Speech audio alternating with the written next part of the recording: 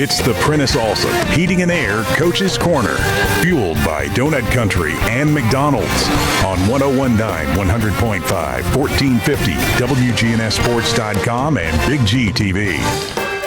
And this portion of the show brought to you by the Law Offices of John Day, providing superior legal representation to injury victims and their families. Find out more at johndaylegal.com. And we have with us this morning, our guest is the first spring guy, and that would be Craig Revis, the head coach of the Siegel Stars in baseball. And Coach, it just seems like baseball starts earlier and earlier. I don't know. Well, they did bump it up 3 years ago. They gave us a week earlier start. So, 1st of March now. We used to always start the weekend after time change, and now we're 5 games in by the time changes now. Well, I tell you what, as far as we go with basketball, by the time we get to you guys, sometimes it's almost close to you're playing district games. I mean, that's how close it is. Let's talk a little Siegel Stars. I know there are a lot of people that are excited, and I think I know the reason why. You've got a really good bunch of kids out there this year, and I know your pitching is it probably one of the deeper that you've had in the last few years? Oh, well, it may very well be the deepest I've ever had in 30 years. Wow. So, we go 7 or 8 guys that deep that we feel like can go out and compete. And, we got Division I arms. We got guys throwing 90, 91. We got guys that are throwing strikes. So, we got a couple left-handers. We go, so we got, we feel pitching-wise we can compete with anybody. And, as long as they go out and throw strikes, they're going to give us a chance to win every night. Everybody, and we've had this talk before, and just like in the locker room or whatever, we've talked about you got to have pitching to get to where you go and to get to the state and that kind of thing. But more importantly, to get through the season and try to stay away from the injury bug, and it hits everybody. Those saying you never have enough pitching, that really is true, isn't it?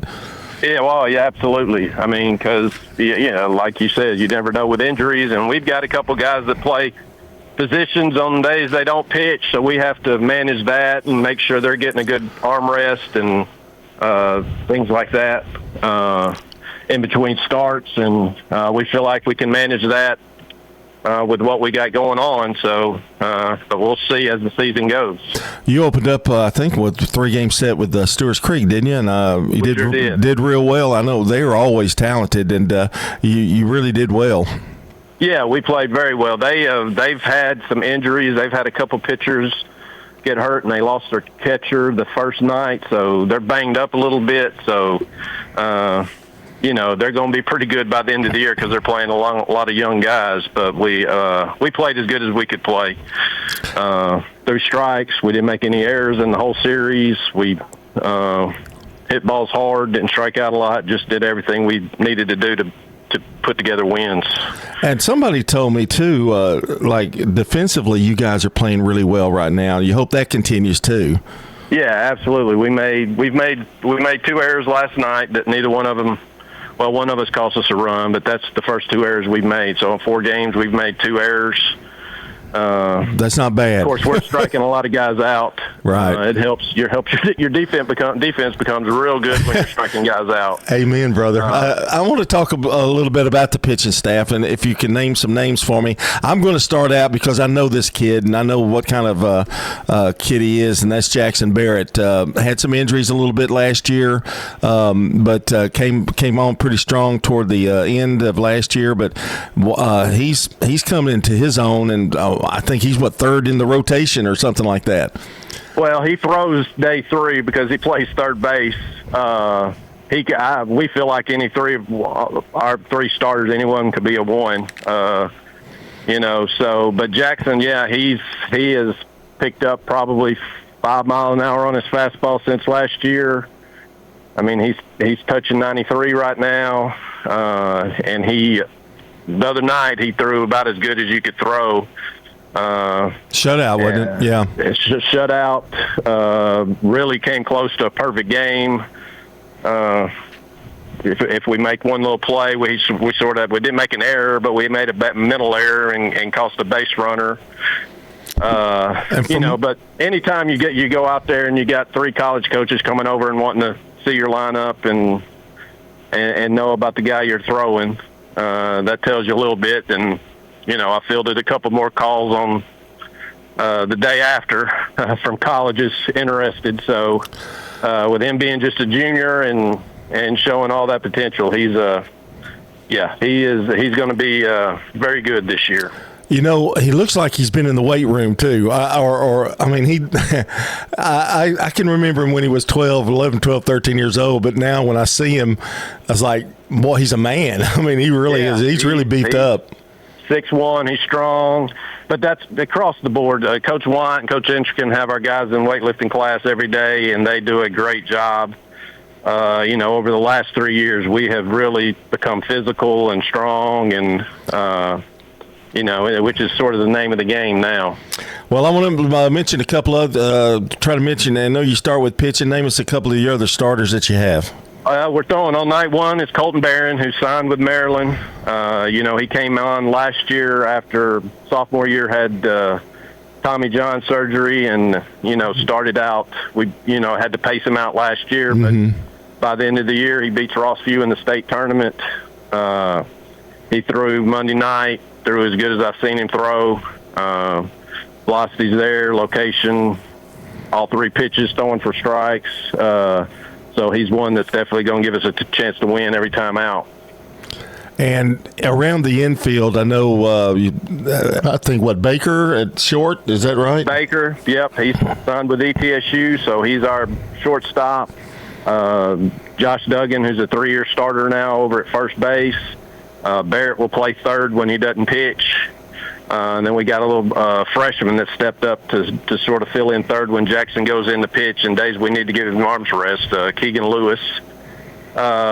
Second base, we're still working through, but we've had Josh Lawson playing there last year that played a little bit for us last year, and he's sort of been hitting the 9-hole and absolutely tearing the cover off the ball.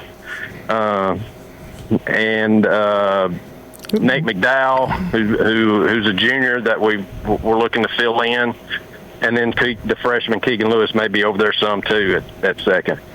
And you've got a standby in the outfield too. I guess it starts in center field, but he's had a few games under his belt too.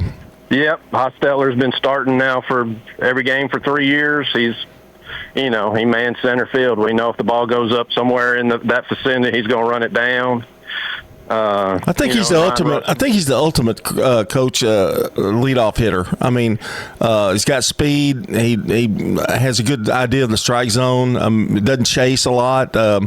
Is that be accurate with him because he's been so solid for the last 2 years?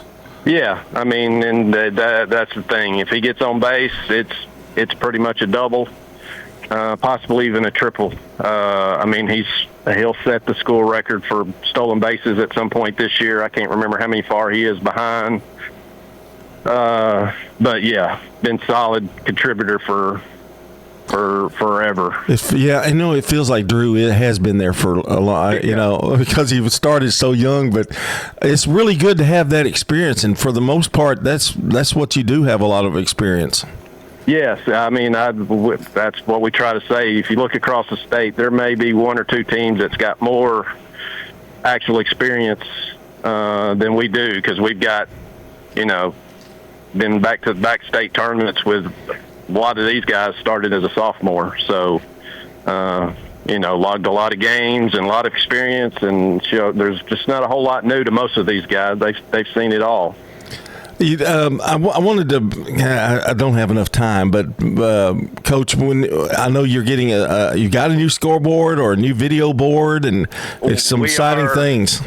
Yes, we're waiting on. If anybody works for MTE out there, we're waiting on MTE to come hang a transformer and get us going. We've sort of been ready, waiting on them all week, and I'm hoping they'll be here Monday. But we'd love to come back out. We've got a 27 by 13 video board, and they still hadn't got, we're going to put a big star on the top of it and stuff, and that hadn't quite got finished. So hopefully by the end of next week, it'll be going, and But yeah, it's very exciting to have something like that. What an experience for fans, and the price is not much considering all that you're going to get, and some good food at that concession stands too. Craig, I wish I could talk to you longer, but good luck. I know you're busy, and good luck with the Stars. We'll be out there very, very soon. All right. Look forward to having you all out. All right. That's Craig Revis, the head coach of the Siegel Stars. Up next, we're talking softball with Lonnie Drayton, our show. I'm all in the games. It brought to you by Tennessee Orthopedic Alliance, TOA, the largest and most comprehensive orthopedic surgery group in Middle Tennessee. Find out more at TOA.com.